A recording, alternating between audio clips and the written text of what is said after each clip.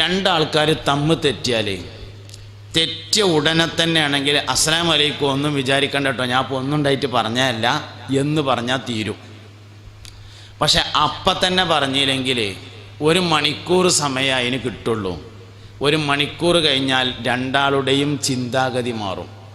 ഒരു ദിവസം കഴിയുമ്പോഴേക്ക് പിശാച്ച് രണ്ടാളടുത്തും വന്നിട്ട് പറയും, എൻ്റെ അടുത്താണ് ശരി, മറ്റോൻ്റെ അടുത്താണ് തെറ്റെന്ന്. തെറ്റുമ്പോൾ തോന്നുന്ന എൻ്റെ അടുത്താണ് കുഴപ്പമെന്നാണ്. അപ്പോൾ രണ്ടാൾക്കാർ ഇവിടെ നിന്നുകൊണ്ടാണ് തച്ചു, എന്നാൽ രണ്ടാൾക്കും തോന്നും എൻ്റെ അടുത്താണ് കുഴപ്പമെന്ന്. 24 മണിക്കൂർ കഴിഞ്ഞാൽ തോന്നുക ഓൻ്റെ അടുത്താണ് കുഴപ്പമെന്നാണ്. ഒരു കുട്ടിയും ഒരു വയസ്സനും കൂടിയും തല്ലുകൂടിയെന്ന് വിചാരിക്കുക. കുട്ടിക്ക് തോന്നും ആ വയസ്സായ ആളോട് ഞാൻ ഇങ്ങനെയൊന്നും പറയാൻ പാടുണ്ടായിരുന്നില്ല, എൻ്റെ അടുത്ത് അബദ്ധം പറ്റിയതാണെന്ന്. വയസ്സനും തോന്നും ഞാൻ ആ കുട്ടികളോട് ഇങ്ങളൊന്നും പറയാൻ പാടുണ്ടായിരുന്നില്ല, എൻ്റെ അടുത്ത് അബദ്ധം പറ്റിയതാണ്. 24 മണിക്കൂർ കഴിയുമ്പോഴത്ത് കുട്ടീൻ്റെ അടുത്ത് ശൈത്താൻ വന്നിട്ട് പറയും, ഇജ്ജ് പറഞ്ഞ തന്നെ ശരി, ആ വയസ്സൻ എന്നോട് അങ്ങനെ പറയാൻ പാടുണ്ടായിരുന്നില്ല. അയാൾ ഒന്നുമില്ലെങ്കിൽ കുറേ നാളും പ്രായമൊക്കെ ചെന്ന ആളല്ലേ, പരിചയസമ്പത്തുള്ള ആളല്ലേ, അയാൾ എന്നോട് അങ്ങനെ പറയാൻ പാടുണ്ടായിരുന്നില്ല, അയാളുടെ അടുത്ത് തന്നെയാണ് തെറ്റ് പറയും. വയസ്സൻ്റെ അടുത്ത് ചെന്നിട്ട് പറയും, നിങ്ങളൊന്നുമില്ലെങ്കിൽ നാളും പ്രായമൊക്കെ ചെന്നൊരു വയസ്സായ ആളല്ല, ആ കുട്ടിങ്ങളോട് അങ്ങനെ ചെയ്തത് ഒരിക്കലും ശരിയായില്ല എന്ന് പറയും. 24 മണിക്കൂർ കഴിഞ്ഞാൽ നന്നാവാനുള്ള സാധ്യത കുറവാണ്. 3 ദിവസം കഴിഞ്ഞാൽ പിന്നെ ഒരു സാധ്യതയില്ല. അതുകൊണ്ടാണ് 3 ദിവസത്തിൻ്റെ ഇടയിൽ മുണ്ടണം എന്ന് പറഞ്ഞതിൻ്റെ കാരണം. പിന്നെ സാധ്യത വളരെ കുറവാണ്. പിന്നെന്ത് വേണ്ടി വരും വെച്ചാൽ അതിൻ്റെ ഇടയിൽ ഒരാൾ നിൽക്കണം. അതിനാണ് മസ്ലഹത്ത് എന്ന് പറയുന്നത്. നുണ പറയൽ വരെ ജായിസായതാണ് മസ്ലഹത്ത്. കളവ് പറയൽ ജായിസാകുന്ന അപൂർവം സന്ദർഭങ്ങളുണ്ട്. അതിൽപ്പെട്ട ഒരു സന്ദർഭമാണ് മസ്ലഹത്തിന് വേണ്ടി പറയാൻ പറ്റും. അതായത് ജ്യേഷ്ഠനും അഞ്ചനും തമ്മിൽ തെറ്റി, ഓല് രണ്ടാളും അങ്ങോട്ടും ഇങ്ങോട്ടും കടക്കലില്ല, മുണ്ടലില്ല, ഒന്നുമില്ല. ഒരാൾ നന്നാക്കാൻ തീരുമാനിച്ചു. ജ്യേഷ്ഠൻ്റെ അടുത്ത് ചെന്നിട്ട് പറഞ്ഞു, ഞാൻ ഇന്ന് രാവിലെ എൻ്റെ അഞ്ചനെ കണ്ടിരുന്നു, എന്നോട് മുണ്ടണം എന്നൊക്കെ ഉണ്ട്. മോൻ ഏതായാലും ഇഞ്ഞ് കാണുമ്പോൾ സലാം പറയാൻ ഒരുങ്ങിയിട്ടുണ്ട്, അടുത്ത കാണലിൽ ഓൻ സലാം പറയും. ഓനങ്ങനെ വലുതാൻ സമ്മതിച്ചാൽ പറ്റൂല, ഓൻ അങ്ങോട്ട് പറയാൻ വരുമ്പോഴത്തേന് ഇജ്ജ് അങ്ങോട്ട് പറയണമെന്ന് കാരണവരോട് ഏൽപ്പിച്ചു.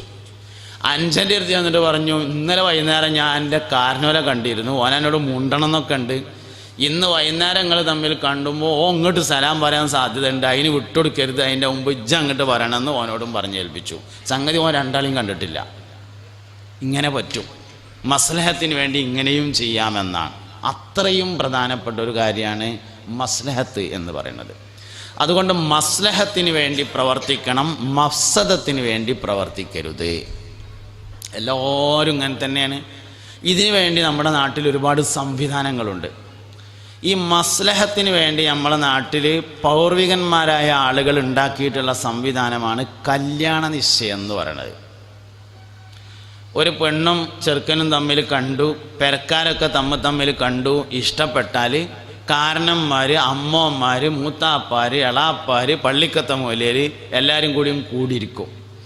എന്നിട്ട് വിഷയങ്ങളൊക്കെ ഒന്ന് സംസാരിക്കും. എന്നാൽ നമ്മൾ അങ്ങനെ ആക്കുകയല്ലേ, എന്നാൽ അങ്ങനെ ആക്കുക, നമുക്ക് മഹറെന്താ ആക്കണത്, അത് നമുക്കൊരു സ്വർണ്ണാഭരണം ആക്കാം, കല്യാണത്തിൻ്റെ ഡേറ്റ് എന്നാ അപ്പോൾ വേണ്ടത്, അത് പിന്നൊരു കൂടിയാലോചിച്ച് പറഞ്ഞോളും, എന്നായിക്കോട്ടെ നമ്മളൊന്നാണ് ദ്വാരന്നാലോ എന്ന് പറഞ്ഞ് ഫാത്തിഹ ഒഴിച്ചിട്ട് നല്ല ഭക്ഷണം, എല്ലാം ജാമ്യവും മാന്യവുമായ ഭക്ഷണം, പൊരിച്ചതും വരട്ടിയതും ഒക്കെ ഉള്ള നല്ല ഭക്ഷണം, അതും കഴിച്ചിങ്ങാണ്ട് പിരിയും.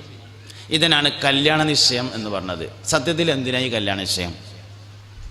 കല്യാണ നിശ്ചയം എന്ന് പറഞ്ഞത് അബ്ദുറഹ്മാൻ്റെ മകള് സുമയ്യ പോണില്ലത്തരേ എന്ന് പറഞ്ഞു കേട്ടു. കെട്ടിച്ചോടത്തേക്ക് പുതിയാപ്പൻ്റെ ഒപ്പം പോണില്ലത്തരേ എന്ന് പറഞ്ഞു കേട്ടാൽ എന്തേ ഇപ്പോൾ പടച്ചോനെ അങ്ങനെ ആയത്, ബിരിയാണി തിന്ന് പോന്നതാണല്ലോ റബ്ബേ എന്ന് വിചാരിച്ചങ്ങാണ്ട് അതൊന്ന് മസ്ലഹത്തിന് നടക്കാൻ വേണ്ടി ആളുണ്ടാക്കലാണ് കല്യാണ നിശ്ചയം. പക്ഷെ ഞമ്മക്ക് അതിനൊന്നും ഒഴിവില്ല, അടുത്ത നിശ്ചയം എവിടെയുള്ളത് നോക്കി നടക്കുകയാണ് നമ്മൾ. ഇങ്ങനെ പൂർവികന്മാരായ ആളുകൾ മസ്ലഹത്തിന് വേണ്ടി ഒരുപാട് സംവിധാനങ്ങൾ അക്കാലം മുതലേ ഉണ്ടാക്കി വച്ചിട്ടുണ്ട്. പള്ളിയിൽ പോയി പറയാ എന്ന് പറയുന്ന ഒരു പ്രയോഗം 2 വിഭാഗത്തിൽ നിലനിൽക്കുന്നുണ്ട്. ഒന്ന് ക്രിസ്ത്യാനികൾക്കിടയിലും മറ്റൊന്ന് മുസ്ലിങ്ങൾക്കിടയിലും നിലനിൽക്കുന്നുണ്ട്. തമ്മ് തെറ്റിയാൽ 2 കാര്യമാണ് പറയാം. 2 ആൾക്കാർ വർത്താനം പറഞ്ഞ് തമ്മ് തെറ്റിയാൽ ഒന്ന് ബുഖാരിയിലുണ്ടോ എന്ന് ചോദിക്കും, മറ്റൊന്ന് പള്ളിക്ക് പോയി പറഞ്ഞോളാന്ന് പറയും. 2 വർത്താനാണ് തമ്മ് തെറ്റിയാൽ ഉണ്ടാകുക. രണ്ടാൾക്കാർ അടിയുണ്ടായി, വെക്കാനുണ്ടായി, ഷണ്ടുണ്ടായി. എന്നാൽ ഒരാൾ മറ്റേ ആളോട് പറയും എനിക്ക് അങ്ങനെ ഉണ്ടെങ്കിൽ പള്ളിയിൽ പോയി പറഞ്ഞോ പറയും. അതെന്താ സംഭവം എന്ന് വെച്ച് കഴിഞ്ഞാൽ പഴമക്കാരായ ആളുകൾ ഉണ്ടാക്കിയ ഒരു രീതിയാണ്. അസർ നിസ്കാരം കഴിഞ്ഞ് കാരണന്മാരായ ആൾക്കാർ പള്ളിൻ്റെ ചെരുക്കൊന്ന് ഇറങ്ങിയിട്ട് കുറച്ചു നേരം തൂണുമ ചാരി ഇങ്ങനെ ഇരിക്കും. അപ്പം ജ്യേഷ്ഠനും അഞ്ചനും തമ്മിൽ തെറ്റിയത്, വാപ്പിയും മക്കളും മുണ്ടാത്തത്, മോള് കെട്ടിച്ചോടത്തേക്ക് പോകാത്തത്, മരിയോളെ കൊണ്ടുവരാത്തത്, ഇങ്ങനെയുള്ള വിഷയങ്ങളൊക്കെ ആൾക്കാർ ചെന്നിട്ട് ഓലോട് പറയും. ഓല അതിലെ കക്ഷികളെ വിളിച്ചു വരുത്തിയിട്ട് ഒന്ന് ചോദിച്ച് മനസ്സിലാക്കിയതിന് ശേഷം ഒരു തീരുമാനത്തിലെത്തും.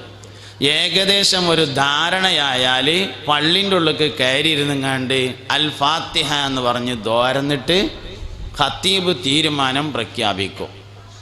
അപ്പോൾ പൂർവികന്മാരായ ആളുകൾ മസ്ലഹത്തിന് ഒരുപാട് സംവിധാനങ്ങൾ അന്ന് ഉണ്ടാക്കി വെച്ചിരുന്നു. ഒരുപാട് നേട്ടമുണ്ടാവും, ഒരുപാട് മെച്ചങ്ങളുണ്ടാവും.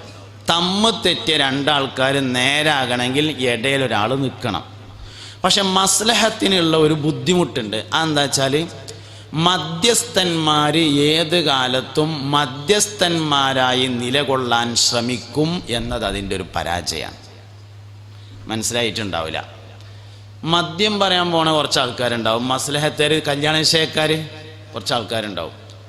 ഓല് എന്നൊരു മസ്ലഹത്തിൻ്റെ ആൾക്കാരും മധ്യസ്ഥന്മാരായിട്ടും നിലകൊള്ളാൻ വേണ്ടി ശ്രമിക്കും. അതായത് രണ്ടാൾക്കാർ തമ്മിൽ തെറ്റി, ഓല തമ്മിൽ നേരാക്കണമെങ്കിൽ ഓല എല്ലാ ഐബും അറിയേണ്ടി വരും.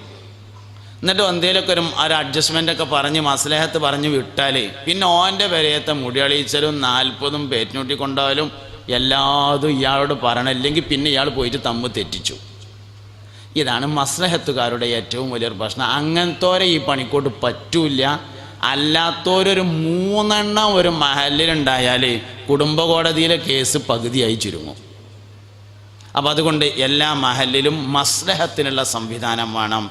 അതൊന്നും ഇപ്പോൾ കമ്മിറ്റി നോക്കേണ്ടതല്ല എന്ന് കമ്മിറ്റിക്കാരോ കമ്മിറ്റിനോട് പറയേണ്ടതല്ല എന്ന് നാട്ടുകാരോ വിചാരിക്കരുത്. മുഹമ്മദ് നബി സല്ലല്ലാഹു അലൈഹി വസല്ലമയുടെ പ്രബോധനം ചെയ്ത ശരീഅത്ത് അനുസരിച്ച് ഒരു പ്രദേശത്ത് ജീവിച്ചു കൊണ്ടിരിക്കുന്ന ആളുകളുടെ സാമ്പത്തികവും ആത്മീയവും വിദ്യാഭ്യാസപരവും സാമൂഹികവുമായ എല്ലാ പുരോഗതികൾക്കും വേണ്ടി പ്രവർത്തിക്കാൻ അവരാൽ തിരഞ്ഞെടുക്കപ്പെട്ട കമ്മിറ്റിയാണ് മഹല്ല് ജമാഅത്ത് എന്ന് പറഞ്ഞത്. അതുകൊണ്ട് അത് പണിപ്പെട്ട തന്നെയാണ്. അതിപ്പോൾ എന്തിനാ മൂപ്പര് നോക്കാൻ നിൽക്കണതെന്ന് അങ്ങോട്ടും പറയരുത്, മൂപ്പരാണെങ്കിൽ എന്തിനാ ഇപ്പം നമ്മൾ അതിനൊക്കെ നിൽക്കണത് എന്ന് ഇങ്ങോട്ടും പറയരുത്. ഇതന്നെ സംഗതി. രണ്ടാമത്തേത് വിദ്യാഭ്യാസ പ്രവർത്തനമാണ്. ഇവിടെ പ്രീമാരിറ്റൽ കോഴ്സിനെ കുറിച്ച് പറയണ്ടായി. വളരെ പ്രധാനപ്പെട്ടൊരു സംഗതി തന്നെയാണത്. മനുഷ്യൻ എന്ന വിഭാഗത്തിന് ഒരു കാര്യവും പഠിക്കാതെ ചെയ്യാൻ കഴിയില്ല എന്നാണ്. ഒരു കാര്യവും പഠിക്കാതെ ചെയ്യാൻ കഴിയില്ല. ഇപ്പം നമ്മളെല്ലാവരും കാര്യമായിട്ട് ചെയ്യുന്ന ഒരു പണി വർത്താനം പറയലാണല്ലോ. ഇത് നമുക്ക് ജന്മന കഴിയുന്ന ഒരു കാര്യമായിരുന്നില്ല. നമ്മളാരും ജനിച്ചപ്പോൾ വർത്താനം പറഞ്ഞിട്ടില്ല. തൊട്ടിലിൽ കിടന്ന് ബഹുമാനപ്പെട്ട ഈസ നബി അലൈഹിസ്സലാം മാത്രമാണ് കുട്ടിയായിരിക്കുമ്പോൾ സംസാരിച്ചിട്ടുള്ളത്. അതങ്ങനെ ഒരു പരക്കുള്ള സംസാരമല്ല, അതൊരു ഒറ്റ സംസാരമാണ്. അത് മഹാനവറുകളുടെ ഒരു മുഅ്ജിസത്തോ അല്ലെങ്കിൽ മറിയം ബിവി റളിയല്ലാഹു അൻഹ മൗലം പാലിച്ചതിന് അള്ളാഹു നൽകിയിട്ടുള്ള സവാബോ ആയിട്ട് കണക്കാക്കാവുന്നതാണ്. ബാക്കി നമ്മൾക്കാർക്കും ജന്മന വർത്തനം പറയാൻ അറിയില്ലായിരുന്നു, നമ്മൾ പഠിച്ചതാണ്. മനുഷ്യന് ഒരു കഴിവും ജന്മന ഇല്ല, പക്ഷെ ഏത് കഴിവും ഉണ്ടാക്കാനുള്ള കഴിവുണ്ട്. നമ്മൾ ഉമ്മാൻ്റെ വയറ്റിന്ന് പ്രസവിച്ചു വന്നപ്പോൾ ശ്വാസം വലിച്ചതുപോലും മറ്റൊരാളുടെ സഹായത്തോടു കൂടെയാണ്. അതേ സമയത്ത് ഒരാട് പ്രസവിച്ചാൽ ഈ കുഴപ്പമുണ്ടാവില്ല. ആട് പ്രസവിച്ചാൽ ആടും കുട്ടി കുറച്ച് സമയം ഇങ്ങനെ കിടക്കും, പിന്നെ മൂപ്പര് സ്വന്തമായിട്ടൊന്ന് നീക്കും, അപ്പോൾ വീണ്ടും വീഴും, അപ്പോൾ ഒന്നും കൂടി നീക്കും, അപ്പോൾ കുറച്ചു നേരം നിൽക്കും, പിന്നെയും വീഴും, മൂന്നാമതും എഴുന്നേൽക്കും. എന്നിട്ട് കാലൊക്കെ ഒന്ന് കുടഞ്ഞിട്ട് അതിൻ്റെ ഉമ്മയുടെ അകിട്ടിൽ പോയി സ്വന്തമായി പാല് കുടിക്കും, ആരുടെയും സഹായമില്ലാതെ. മനുഷ്യൻ പ്രസവിക്കപ്പെട്ടാൽ ശ്വാസം വലിക്കണമെങ്കിൽ ഒരാൾ സഹായിച്ചു കൊടുത്തിട്ട് വേണം. അതുകൊണ്ട് മനുഷ്യന് ഒരു കഴിവും ജന്മന ഇല്ല, എല്ലാം അവൻ അധ്വാനിച്ചുണ്ടാക്കുന്നതാണ്, പഠിച്ചുണ്ടാക്കുന്നതാണ്. ലൈംഗിക വിദ്യാഭ്യാസം ഇന്ന് ആരും പഠിച്ചതുമില്ല, പഠിപ്പിച്ചതുമില്ല. നമ്മളൊക്കെ നമ്മക്കറിയും എന്ന് വിചാരിച്ചിരുന്നതാണ് പ്രശ്നം. ലൈംഗിക വിദ്യാഭ്യാസം ആരോട്ട് പഠിച്ചില്ല, ആരും പഠിപ്പിച്ചില്ല. പഠിക്കാൻ കുട്ടികൾ ചില ശ്രമങ്ങൾ നടത്തുന്നുണ്ട്, പക്ഷേ അതിനെ നമ്മൾ മനസ്സിലാക്കിയില്ല. മൂത്തൊരു കുട്ടിനെ പ്രസവിച്ചു, ഓന് 4 വയസ്സായി. രണ്ടാമത്തൊരു കുട്ടിനെയും കൂടിയും പ്രസവിച്ചു. ആശുപത്രിയിൽ നിന്ന് ഡിസ്ചാർജായിട്ട് ഉമ്മ വന്നാൽ പ്രസവ റൂമിൽ, ബെഡ്റൂമിൽ ഉമ്മ ഇങ്ങനെ കിടക്കുന്ന സമയത്ത് മൂത്ത 4 വയസ്സുള്ള കുട്ടി പരിസരത്ത് ആരുമില്ല എന്ന് ഉറപ്പുവരുത്തിയതിന് ശേഷം ഉമ്മാനോട് വന്നിട്ട് ചോദിക്കും, ഉമ്മ കുഞ്ഞിവാവാനെ എവിടുന്ന് കിട്ടിയതാണ്? ലൈംഗികതയെക്കുറിച്ചുള്ള വളരെ ചിട്ടയായ ഒറിജിനൽ സ്രോതസ്സിൽ നിന്നുള്ള ഒരു അന്വേഷണം കുട്ടി നടത്തിയപ്പോൾ ഉമ്മ കൊടുത്ത മറുപടി അത് ഉമ്മക്ക് ആശുപത്രിയിൽ നിന്ന് കിട്ടിയതാണ് എന്ന നുണയാണ്. ആ കുട്ടിനോട് അങ്ങനെ പറയേണ്ട ഒരു കാര്യമില്ല. മോനെ, ഉമ്മാൻ്റെ പള്ളങ്ങനെ പൊന്തിക്കണ് കണ്ടിരുന്നില്ല, അതിലാണ് കുഞ്ഞിവാവ ഉണ്ടായിരുന്നത്. അത് മോന് വലുതാവുമ്പോൾ നല്ലോണം മനസ്സിലാവും. പുതിയാപ്പിളിയും പുതിയണ്ണൊക്കെയായി ഞാനും ഉപ്പിയൊക്കെ ജീവിക്കണില്ലേ, അങ്ങനെ ജീവിക്കുമ്പോൾ പള്ളയിലുണ്ടാകുന്നതാണ് ഈ കുട്ടി എന്ന് പറഞ്ഞാൽ എന്ന് വളരെ മനോഹരമായി കുട്ടിയുടെ ബുദ്ധിക്കനുസരിച്ച് പറഞ്ഞു കൊടുക്കാവുന്ന ഒരു സത്യത്തെ നുണ പറഞ്ഞുകൊണ്ട് മറികടക്കാൻ വേണ്ടി ഉമ്മ ശ്രമിക്കുന്നതിൽ നിന്ന് തുടങ്ങുന്നു കുട്ടിയുടെ ലൈംഗികതയെക്കുറിച്ചുള്ള തെറ്റായ കാഴ്ചപ്പാടുകൾ.